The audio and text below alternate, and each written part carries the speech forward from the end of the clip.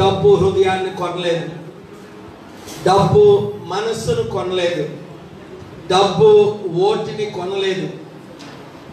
అందులో నేను వచ్చిన తర్వాత ఈ నర్సాపురం నియోజకవర్గాలన్నీ నేను తిరిగాను. గత వారం చాలా మటుకు ఉండి ఆచంట, నర్సాపురం, పాలకొల్లు, భీమవరం రాత్రి 1 గంట దాకా ఉన్నా. ఎవరిని అడిగినా సార్ ఇప్పుడు ఎలా ఓట్లు అన్నారు దైవజనుల ముందు, తక్కువ అయితే మీకు 10లో 4 ఓట్లు పడతాయండి. అసలు 10లో ఓట్లు వేసిందే 70, 7 100, మీకు ఇప్పుడే 40 పడతాయండి, కొందరు 50 పడతాయండి. ఉండిలో అయితే 60, 70, 80, 90. ఒక ఆయన అన్నాడు మీడియాతో, ఇంకెవరికైనా ఎందుకు ఓటేస్తారు సార్ మీరు వచ్చిన తర్వాత? నేను అన్నాను, 4 రాజులు కదా నిలబడుతున్నారు. రాజులు అంటే బాధ పేరున్నారు, డబ్బు ఉన్నారంటే అందులో 4 అక్కడే 4 రాజులు ఉన్నారని నాకు తెలియదు. టీ తాగుదామని ఆడితే ఆ రాజులు అన్నారు, మీడియాతోనే అన్నారు, సార్ మాకున్నది రాజులే 60-70 వేల మంది, 20 లక్షల్లో 5% కూడా లేరు. వాళ్ళు రాజులు మేమందరం మీకే ఓటేస్తాం, మీరు ఎక్కడ నిలబడితే. మీరైతే అభివృద్ధి చేస్తారు, వాళ్ళైతే కుటుంబాలు అభివృద్ధి అయ్యాయి, ప్రజలు బాగుపడతారని ఆ రాజులు అన్నప్పుడు అందులో ఒక ఆయన 2 మోటార్ సైకిల్ మీద వచ్చారు. ఒక ఆయన తన భార్యతో ఆపేసి, బాలుగారు ఇది నా నెంబరు, ఇది నా డొనేషన్.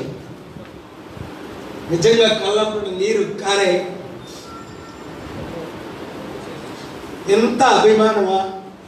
2009లోనే నేను వచ్చేందుకు కేవలం దైవజనులు అందరూ రమ్మన్నారు, లీడర్స్ వద్దన్నారు, మా అన్నయ్య వద్దన్నాడు. నేను చంపేస్తారా లేదా నన్ను చంపేస్తారని యశ్పాద్ గారు ఉంటుండగా మా ఇంట్లో మార్చి 21 నన్ను చంపేసి నిన్నేనా జైల్లో పెడతారు, నిన్ను చంపేసి నన్నేనా జైల్లో పెడతారు, వద్దు నీకు ఇండియా గురించి తెలియదు వెళ్ళిపో అన్నాడు. ఒక రాజకీయ నాయకుడి కుటుంబమే మా అన్నయ్య భార్య పిల్లల్ని దుండగులకి డబ్బులు ఇచ్చి వాడుకొని అన్నయ్యని చంపించిన వెంటనే అందరూ అరెస్ట్ అయిపోయారు. అన్నయ్య కొడుకు కూడా 7వ రోజునే అరెస్ట్ చేశారు. చాలా మంది. నేనైతే మొన్న అమ్మ ఫ్యూనరల్కి వస్తే క్షమించేశాను, ఎందుకంటే దేవుడు మనల్ని క్షమించమన్నాడు. పగ తీర్చుట నా పని అన్నాడు, కానీ మనం ఎప్పుడు సూర్యుడు అస్తమించక ముందే మనం క్షమించాలి. కానీ అవినీతి పరులకు ఓటేయకూడదు, విగ్రహారాధకులకు ఓటేయకూడదు, దైవ విరోధులకు ఓటేయకూడదు. హైందవులు మందిరాలకు వెళ్ళొచ్చు, క్రైస్తవులు గుడులకు వెళ్ళొచ్చు, మహమ్మదీయులు మాస్కులకు వెళ్ళొచ్చు. ప్రజాస్వామ్యంలో మనం అందరము మన విశ్వాసాన్ని మనం బోధించుకోవచ్చు. అందుకే నేను 3 కారణాలుగా రాజకీయాల్లోకి వచ్చాను. ఈసారి బిషప్ గారు ఎంతో ప్రార్థనతో, సత్యశీలన్ గారు మన పార్టీ జనరల్ సెక్రటరీ గారు ఎంతో బాధతో, దేవుడు మిమ్మల్ని రమ్మంటున్నాడు, మిమ్మల్ని ఎంపీ చేస్తాడు, ముఖ్యమంత్రి చేస్తాడు. ఈ కులు రాజకీయం ఎందుకని నేను రాలా.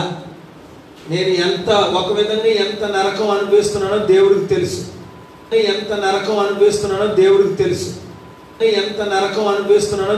తెలుసు. ప్రెసిడెంట్లు, ప్రైమ్ మినిస్టర్లు నా ఎదుట నిలబడేవారు, మన మీడియా మిత్రులందరికీ తెలుసు. హలో పీపుల్, నేను మీ Gayathri Gupta. Please subscribe to Tambola TV, very interesting. Subscribe to Tambola TV. Chaka. Hi, hello, namaste. It's me, Madhvilata. Please subscribe to Tambola TV.